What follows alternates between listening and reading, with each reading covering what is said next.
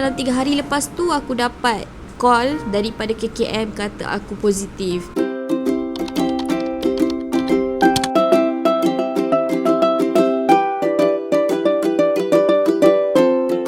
Hai, Assalamualaikum warahmatullahi wabarakatuh. So welcome back to my channel.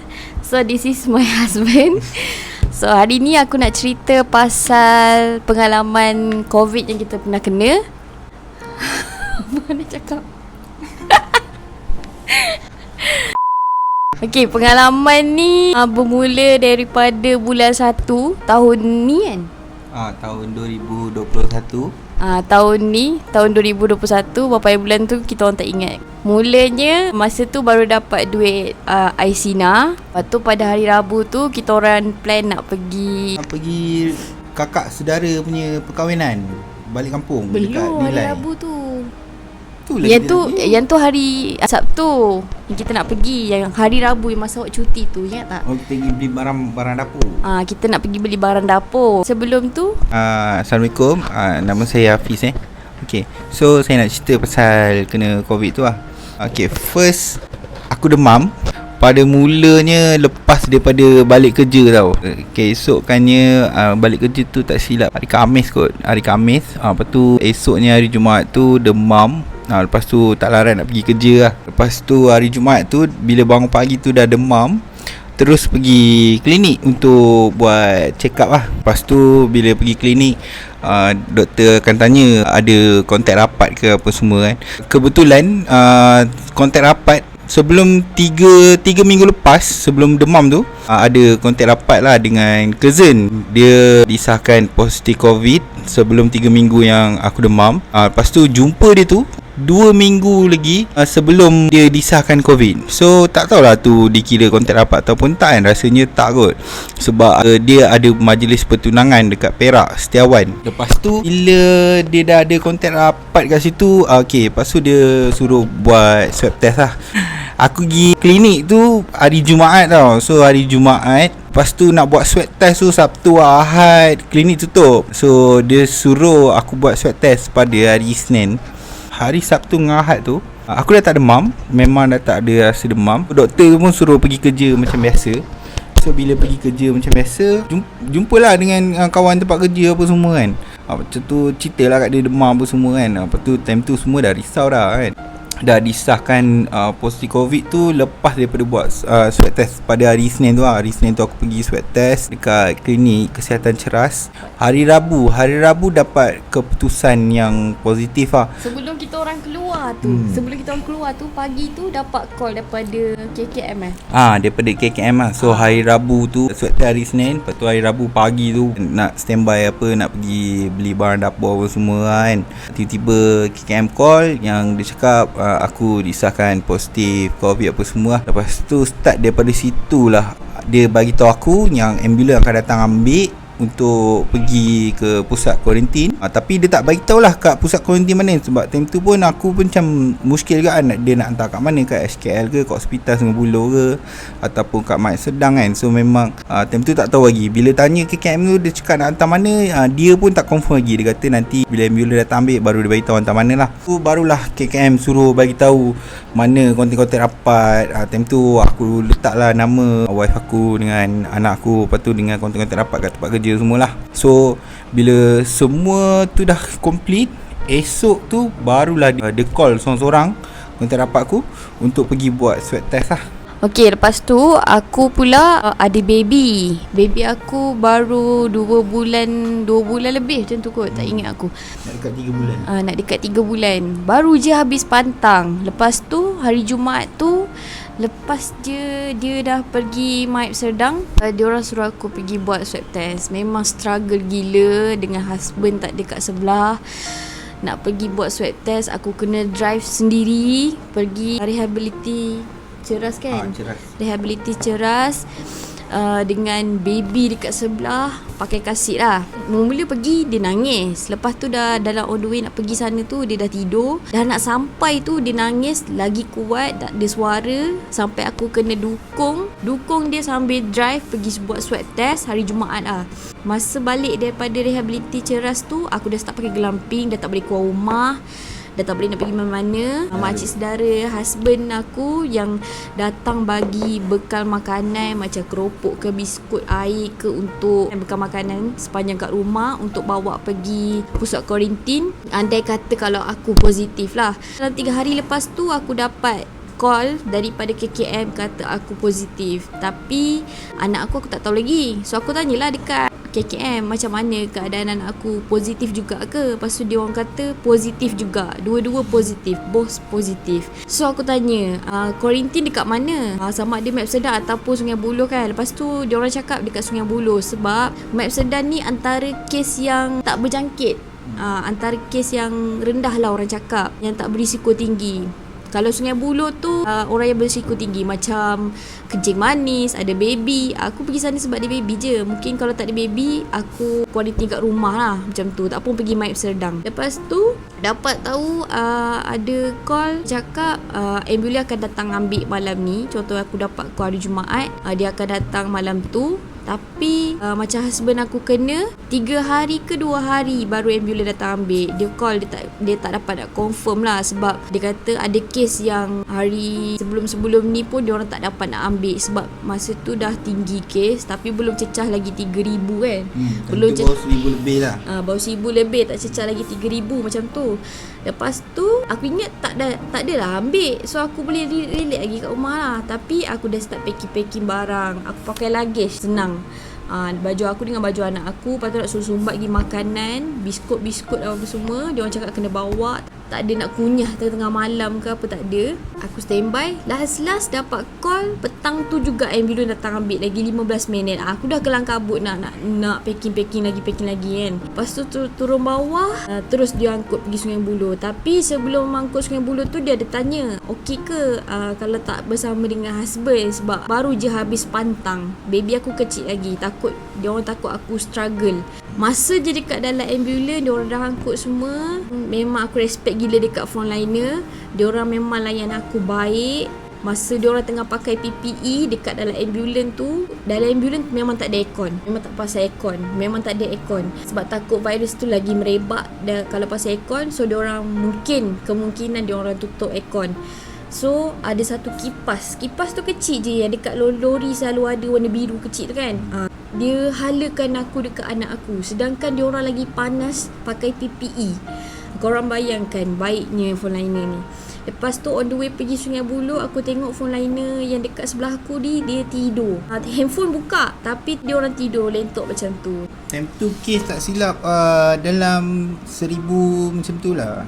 Tak cecah 2-3,000 lagi lah. Betul. Dalam 1,800, 700 macam tu je. Tu dah sampai dekat sana, aku kena duduk dekat, dia macam dalam sebuah rumah tau. Dekat dalam sebuah rumah tu macam-macam ada microwave, ada peti ais, ada biskut, ada air carton, air kotak, ada air panas, ada yang aircon, ada yang bilik yang kipas. So aku ditempatkan bilik yang ada aircon lah, which is dalam bilik tu ada lagi beberapa yang ada baby juga. Masa dekat sana, setiap pagi dia orang akan cek BP.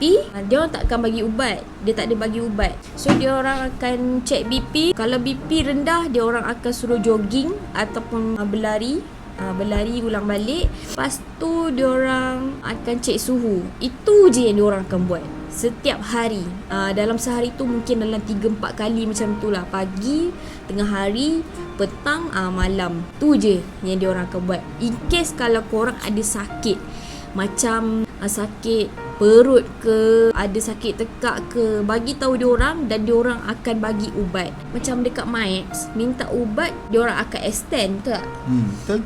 Kalau diorang extend tu maksudnya kau keluar hari Jumaat, tapi kau dah minta ubat, kau dah sakit, diorang akan extend lagi 2 hari. Kalau dekat Sungai Buloh tak ada. Kalau kau keluar dah cukup 10 hari lah kau keluar. Tapi masa dekat dalam Sungai Buloh tu, anak aku sakit tekak, tak ada suara.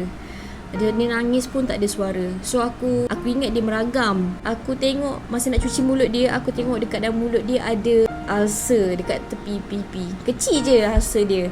So mungkin sebab tu dia tak nak menyusu apa semua. Aku pun pergi call doktor. Masa dekat dalam rumah tu, dia tak ada doktor yang pantau ataupun nurse yang pantau. Dia orang kunci pasien-pasien yang dekat dalam rumah tu daripada luar. So dia orang tak boleh nak lari, tak boleh nak keluar lah. Lepas tu kalau nak call doktor ke, nak panggil nurse ke, dia ada satu telefon, call nurse, pakai telefon je. So aku call nurse, call doktor pakai handphone, pakai telefon yang diberikan. Aku call, diorang suruh aku WhatsApp diorang, doktor pakar kanak-kanak, hantar gambar ulcer yang anakku kena. So aku hantarlah gambar anak aku. So diorang bagi ubat, aku keep bagi ubat kat anak aku 6 jam sekali, memang tak tidur sampai anak aku betul-betul baik. Dah cukup 10 hari dekat Sungai Buloh, lepas tu barulah boleh discharge. Sepanjang dekat sana okey, tak ada apa-apa. Makanan pun sedap, tak ada yang orang cakap apa, kau berlapar lah dekat sana. Memang tiap-tiap hari diorang bagi, sehari berapa kali? 3. Sehari 3 kali. Kalau dekat aku sehari, pagi, tengah hari, petang, malam 4 kali. Kalau korang lapar juga, dia akan bagi roti. Adalah roti dekat situ, roti, air kotak. Kalau dekat Maips, Kalau kat Mais makan dia bagi pagi, sarapan pagi, tapi makanan dia sedap lah kat sana kan. Kadang nasi lemak, kadang mi goreng, kadang mi goreng. So dia ada buat macam jenis makanan lah. Lepas tu dia bagi tengah hari pun sama, petang pun sama, malam tu kadang-kadang ada, kadang-kadang tak ada. Dia ada sediakan roti lah.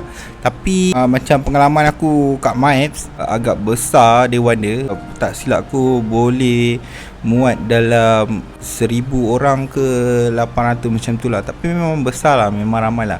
Dia katil lah bereka kat sana, semua katil lah bereka. Lepas tu tempat aku tu, time tu kes tak terlalu tinggi tau. So pengalaman aku duduk sana memang seronok. Ada jumpa kawan apa semua. Lepas tu kemudahan macam tandas apa semua memang bersih. Lepas tu kalau kau nak mandi ke, kau nak buang air besar ke, memang tak ada masalah lah. Sebab kau tak perlu nak kena beratur atau nak tunggu lama. Lain lah kalau macam sekarang tak silap aku sana memang dah padat sangat. Lepas tu korang nak mandi pun kena beratur apa semua kan. So memang susah. Tapi pengalaman aku masuk kat sana memang okey, tak ada apa-apa masalah. Semua memang okey. Adalah jumpa beberapa kawan kat sana. Ada yang orang daripada sektor kerajaan, ada yang orang kerja kilang. Tapi mostly kat sana banyakkannya yang positif ni orang kerja kilang.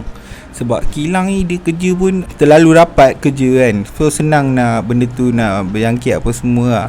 Okay, lepas tu yang paling best lah dekat Maib Sedang, dia ada satu nurse tau. Nurse ni dia, nama dia tak silap, orang panggil dia Kak Mah. Kak Mah. Lepas tu dia selalu bagi announcement yang menghiburkan hati lah. So korang duduk sana macam dia sempoi je dia bagi tahu. Kalau contoh kalau dia nak cari orang kan, contoh mana Pak Abu ni pergi mana ni, dia macam tu lah. Dia memang sempoi gila lah. So bila dia bagi announcement, kadang-kadang dia cakap siapa-siapa yang ada ambil bantal lebih ke, ada orang baru nak masuk tak ada bantal, tolonglah bagi balik bantal tu apa semua.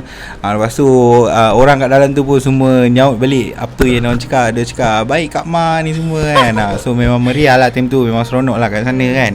Tapi time aku masuk tu tak ada apa-apa tau. Kat dalam tu dia tak ada sediakan macam sekarang. Aku dengar sekarang dia siap ada bagi buku, meja pingpong, lepas tu dia ada bagi macam yang arcade ni game lah, macam Damula apa semua tu kan. So diorang ada sediakan lah. Tapi tempat aku memang tak ada. Tempat aku masuk tu ada orang tu request cuma nak bahan bacaan je. So aku sempat ada time tu diorang just hantar bahan bacaan macam buku-buku majalah apa semua, pasal kereta, pasal kesihatan semualah. Ada juga pasal buku-buku agama apa semua kan. Adalah dia sediakan. Time tu pun aku dah nak keluar dah. So dapat merasa sekejap lah. So kalau mana yang baru nak masuk tu, korang tak payah risau. Sebab kat sana baju diorang sediakan kan. Pengalaman pakai baju yang diorang sediakan tu ialah baju mengandung. Kalau dekat hospital semua, so baju tu lah aku pakai kan.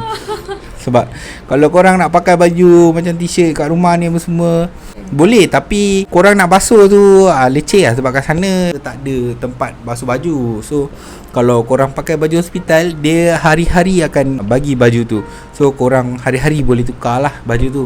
Water heater dia ada, kemudahan water heater apa semua memang ada. Kalau untuk semayang pun diorang ada sediakan tempat untuk semayang. Dia macam surau lah. So kat dalam tu kadang-kadang ada yang ustaz-ustaz masuk. So ada orang yang akan azan apa semualah. Bab semayang memang tak jadi masalah lah kat sana. Diorang memang akan ada sediakan lah. Tak silap aku, tempat semayang dia buat dekat dua tempat dekat penjuru dewan tu. Yang tengah jauh sikit boleh datang dekat tempat A ataupun tempat B. So mana yang duduk kawasan area B, diorang akan semayang kat area B. Mana yang duduk kawasan kat area A, diorang akan semayang kat area A lah. Tapi tempat dia kecil je, orang akan jauh jugalah. Dia macam petak penjuru-penjuru. Lepas tu orang semayang kadang-kadang semayang maghrib dengan subuh lah, yang waktu paling pendek kan. Orang akan ramai tau, sampai staff tu sampai kat tengah. Tapi yang seronok semayang kat sana tak ada penjarakan semua semayang rapat-rapat macam dulu-dulu lah, macam tak ada covid lah. So tu yang seronok sebab kita pun dah lama tak semayang untuk dapatkan staff apa semua kan. So kat sana macam tu lah. Bagi aku, time aku tu seronok lah kan. Kalau bab panas ke apa tak ada jadi masalah. Kat sana aircon dia kuat, memang sejuk sampai menggigil. Aku sampai pakai selimut selubung tidur. Sweater pakai. Aku punya katil, aku duduk bawah tau. Dia cakap mana orang yang macam badan dia besar ke, dia akan letak dekat katil bawah. Mana yang ringan dia akan letak kat katil atas lah. So aku badan agak besar juga dari orang-orang dewasa lah. Kebanyakannya macam ada juga orang yang dewasa kurus-kurus apa semua. Itu dia letak kat atas lah. Aku dapat bawah, memang seronok. Aku boleh ambil cadar lebih, and then aku buat langsir setiap keliling aku punya katil tu lah. Lepas tu aku buat langsir. Sebab kat sana dia tak tutup lampu malam. So dia sentiasa on lampu tu lah. Aircon pun sama. Cuma kadang-kadang kalau orang komplain, itu jadi masalah tu. Sebab ada juga orang komplain aircon sejuk apa semua kan. Tapi aku masuk sana, aku ada cakap dengan diorang sejuk apa semua. Diorang cakap kalau pergi komplain kat depan, kau akan kena extend. Sebab diorang macam tak payahlah komplain. Diorang dah panas pakai PE apa semua kan. So takkan nak ikut tekak korang ke, habis frontliner apa semua dah penat apa semua kan. Diorang pun kenalah faham juga kan. Diorang buat kat sana supaya jangan komplain lah kalau ada apa-apa problem ke apa kan. Just adapt je lah. Sebab frontliner buat kerja pun diorang tak komplain. Diorang kerja pun diorang dah sampai penat dah sampai lelah apa semua dah kan. Bagi aku kat sana okey lah. Tu aku cakap kalau kat sana korang nak ambil ubat apa semua, tak tahu kenapa kena extend. So yang tu aku pun tak faham. Tapi diorang cakap kalau simptom masih ada lagi dalam hari ke-8 ataupun 9, maksudnya virus tu still aktif dalam badan kau. So dia boleh merebak kepada orang lain. So bila korang dah tak ada simptom, korang boleh keluar hari yang ke-10 lah. Dia kira hari daripada nak keluar tu, daripada first korang kena swab test tu. So daripada situ dia kira 1 sampailah 10 hari baru korang boleh keluar. Ataupun kalau korang ada simptom, korang kena extend lagi lah. Biasanya kalau korang cakap korang ada sakit lagi, dia akan extend 3 hari lagi lah untuk sekali permintaan ubat tu. So macam tu lah kat sana. Tapi sekarang aku tak tahu lah kat sana macam mana keadaan kat dalam tu. Aku harap kat sana semua okay, and then semua orang kat dalam tu cepat sembuh lah. Macam aku pula dekat Sungai Buloh, nak tidur awal dalam pukul 9 macam tu dah tutup lampu. Bangun memang awal lah, dekat pukul 6 pagi tu bangun. Kat sana pun ada surau juga. Dalam surau ada toilet. Boleh lah nak ambil uduk ke apa, nak mandi dalam bilik air tu pun boleh. Sebab dia bilik air, dia boleh ambil uduk, boleh mandi dekat situ. Lepas tu aku punya bilik air dekat luar. Kalau kau pakai baju biasa, tak pakai baju hospital, nak cuci baju ke, nak cuci baju baby ke, boleh. Dia sediakan sabun basuh baju. Aku tak tahulah dia orang yang sediakan ke ataupun orang tertinggal ke. Basuh pakai tangan lah, tak ada laundry lah dekat situ. Aku discharge, dia discharge dulu, dia keluar dulu 3 hari kan. 3 hari lepas tu baru saya keluar kan. 3 hari lepas tu baru aku keluar. So dia ambil aku dekat Hospital Sungai Buloh.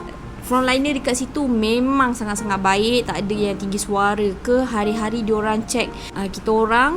Tak ada pun yang macam marah-marah ke. Ada juga orang yang tinggal dekat situ lama disebabkan kencing manis. gula dekat dalam badan tinggi, so dia orang tak boleh nak bagi keluar. Lepas tu ada juga yang aku dapat tengok dekat situ, dia baru duduk dalam 2 hari sehari, dia sesak nafas, so dia kena hantar dekat ICU. Itu antara yang berisiko lah, macam asma ke, kencing manis ke kan. Tapi kebanyakan orang yang berisiko lah yang masuk dekat situ. Lepas aku dah discharge, kita orang on the way balik, kena lalu roadblock tau. Masa lalu dekat roadblock tu, polis tu tanyalah, polis tahan, daripada mana? So kita orang cakap lah daripada Hospital Sungai Buloh, baru balik daripada COVID, daripada kuarantin, baru balik daripada kuarantin. Polis tu jauhkan diri dia, kau tahu tak? Dia terus ke belakang macam tu, takut. Okay, itu dah lepas. Lepas tu second roadblock, dia orang tanyalah, baby berapa bulan ni? Baru 2 bulan. Macam sedih lah juga kan, sebab baby baru kecil lagi. Anak aku masa swab test pun dia jolok dekat tekak. Dia tak ada jolok dekat hidung, cuma kat tekak je, kat mulut. Pun dah menangis. Sampai frontliner dekat situ semua stop buat kerja, semua tengok anak aku. Masa dekat Sungai Buloh tu baru dapat berita kata PKP sebab kes dah cecah 3,000 masa tu. Tu je lah pengalaman kita orang setakat ni. So pada sesiapa yang masih bekerja, tak kisahlah kau dalam move ke, GrabFood ke, rider lah orang cakap, tolong jaga kesihatan, tolong pakai pelitup muka, pakai sanitize, balik terus mandi sebelum buat aktiviti yang lain. Lepas tu kepada pekerja kilang, tolong jaga SOP lah, jaga SOP, jaga penjarakan apa semua. Betul, jaga SOP, penjarakan. Lepas tu tolong pakai sanitize, balik terus mandi. Sekarang kes pun dah 10,000 tu tak? Dah cecah 13 dah. Dah cecah 13 hari tu. Lepas tu dah kurang, sekarang dah 10,000. Harap-harap lepas ni turun lagi. InsyaAllah, sebab kita pun nak raya haji. Dah 2 kali raya dah. Dah 2 kali raya dah tak dapat balik kampung. Masih PKP lagi. Nenek pun tak dapat tengok anak aku lagi. So itu je pengalaman kita orang. Pada sesiapa yang kat luar sana, tolong jaga diri, tolong amalkan penjarakan 1 meter, tolong amalkan SOP, pakai pelitup muka yang pentingnya. Kalau boleh 2 lapis lah. Sekarang orang pakai 2 lapis. 1 lapis tu memang tak lut. So ambil pengalaman ni sebagai iktibar. Kalau korang terkena, misal kata tak minta, tapi kalau terkena, boleh buat persediaan apa yang korang kena buat. Assalamualaikum warahmatullahi wabarakatuh. So next video aku akan buat cerita pasal horror. Okay, itu saja. Bye.